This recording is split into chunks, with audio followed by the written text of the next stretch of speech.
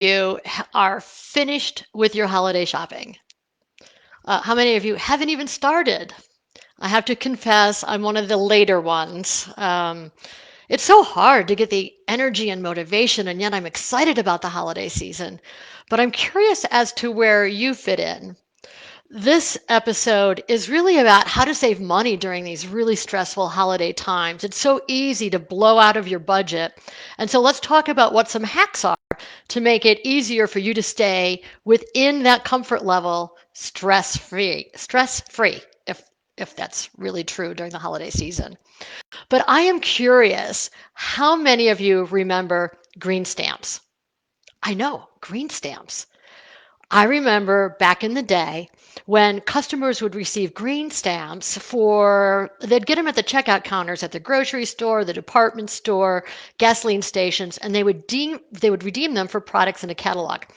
And it was a stamp. Like you'd lick the bag of it and put it in this catalog and then buy cool stuff. And I remember my mom used to do that.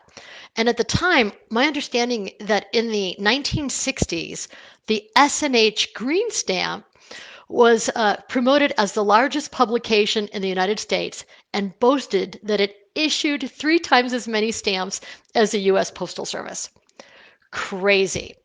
I don't think they're still in existence, but when I did some research, I think they started in the late 1800s in terms of a promotion, a loyalty program. So that has changed significantly over the years when you think of loyalty programs, particularly with credit cards. But according to the National Retail Federation, the average US shopper is anticipated to spend about $1,000 this holiday. So whether you're on the low end of that or the higher end of that determines kind of your comfort level. So let's dive in. What are some shopping hacks that we can do to save money and have less stress this holiday season? The very first thing is to start out with a spending plan. What is your budget for the holiday? I know that word budget is so hard. I tend to use the word spending plan because it just makes it seem a little easier. But figure out the amount that you're going to spend and be strict about it. And if you use debit or credit cards, maybe cash is a better alternative to make sure you stay within that budget. I have a girlfriend that has an envelope that she puts the cash in, and she uses the cash out of the envelope throughout the season as she shops to make sure that she stays within her budget.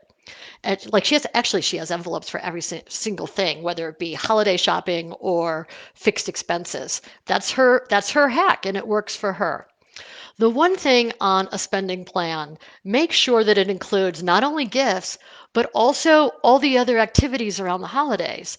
So whether it's travel or decorations or hosting a dinner, make sure all of those expenses are in that budget.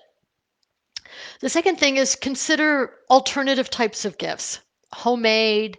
Our office at Wealth Legacy Institute, we do white elephant gifts. I love white elephant gifts, but I also love shopping at thrift stores. So, different types of experiential things oftentimes mean more to people than a store bought gift.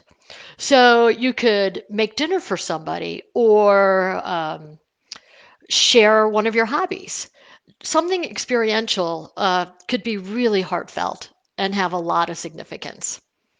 The other are layaway plans. I actually had to do research on this because back in the day when I was a young adult or a teenager, I remember going to Kmart and I put on layaway this beautiful leather suede jacket.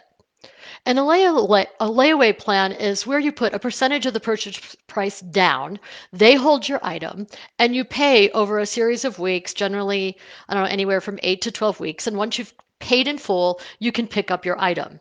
So, one of the strategy hacks around this is that if you have a hot toy or something that's hard to get, you could put it on layaway and then you're not in the hassle or empty shelves later. So that leather jacket, I could still, the soft brush of the suede and the smell of the leather. I was a badass wearing that jacket. And I was so proud of myself that that came out of my money to pay for that beautiful jacket that probably was way beyond my comfort or my ability to afford it, but it meant a lot to me. So layaway plans. My understanding is that Sears and Kmart still provide a layaway plan. And then also holiday clubs. Believe it or not, I have another girlfriend who actually saves 500 a month in her holiday club account. We have vacation club accounts. Why not consider a holiday club account? And you can put money in monthly to save so that by the time you get to the holiday season, you already have the amount that you need set aside.